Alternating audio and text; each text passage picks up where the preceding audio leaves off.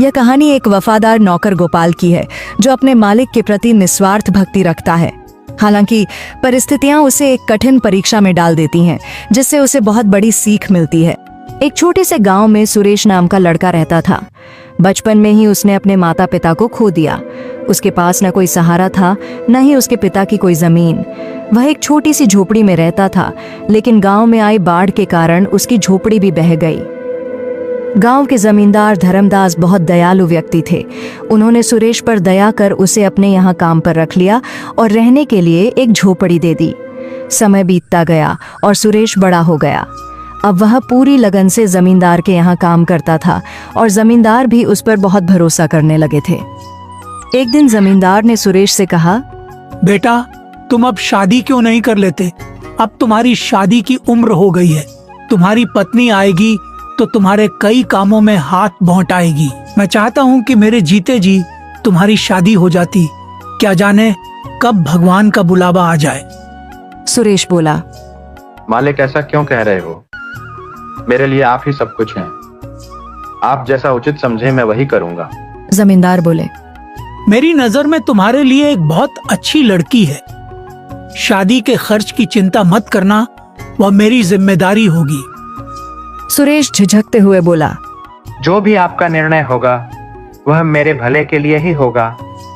आप मेरे पिता समान हैं। धर्मदास का बेटा विक्रम ये सब सुन लेता है और गुस्से में अपने पिता के पास आता है। पिताजी, ये आप क्या कर रहे हैं? सुरेश हमारा नौकर है और आप उसकी शादी का खर्च क्यों उठा रहे हैं? धर्मदास ने सख्ती से जवाब दिया, वह मेरा नौकर नहीं, बेटे जैसा है। विक्रम चिढ़कर बोला, आप मेरे पिताजी हैं या उसके? धर्मदास नाराज होकर बोले, जब मैं बीमार था तब कहाँ गया था तुम्हारा अपनापन? तब सुरेश ने मेरी कितनी सेवा की थी। वह दिन रात मेरी देखभाल करता था और तुम अपने शौक में मस्त रहते थे। तुम मुझे मत सिखाओ कि कौन अपना है और कौन पराया। विक्रम और भी गुस्से में आ गया। उसने सोचा कि उसे सुरेश को रास्ते से हटाना होगा। विक्रम नशे और जुए की लत में डूबा हुआ था। एक दिन उसने अपने पिता से 10,000 रुपए मांगे, लेकिन जब जमींदार ने उसे पैसे देने से इनकार कर दिया तो वह भड़क उठा। विक्रम ने सोचा, अब मैं देखता हूँ कि मुझे पैसे कैसे नहीं मिलते।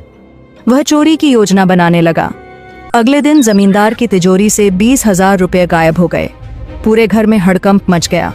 विक्रम मौके का फायदा उठाकर बोला, पिताजी, चोर और कौन हो सकता है? सुरेश ही होगा। सुरेश हैरान रह गया। उसने सफाई दी, मालिक, मैं ऐसा नहीं कर सकता। आप पर मेरा पूरा जीवन समर्पित है। लेकिन विक्रम ने उसे झूठा ठहराते हुए उसके घर की तलाशी की मांग कर दी।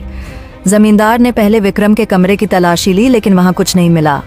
फिर सुरेश की झोपड़ी की तलाशी ली गई और वहां से पैसे मिल गए। सुरेश स्तब्ध रह गया। यह कैसे हो सकता है? यह किसी की साजिश है। जमींदार का भरोसा टूट गया। विक्रम बोला, देख लिया पिताजी, अब पता चला कि कौन सच्चा है और कौन झूठा। धर्मदास को बहुत बड़ा झटका लगा। उन्होंने सुरेश की तरफ देखा, लेकिन कुछ नहीं बोले। सुरेश रोते हुए बोला, मालिक, मैं निर्दोष हूँ। मैं आपके लिए जान दे सकता हूँ, पर चोरी नहीं कर सकता। धर्मदास ने गहरी सांस ली और कहा, मुझे अब कुछ नहीं कहना, तुम यहाँ से चले जाओ।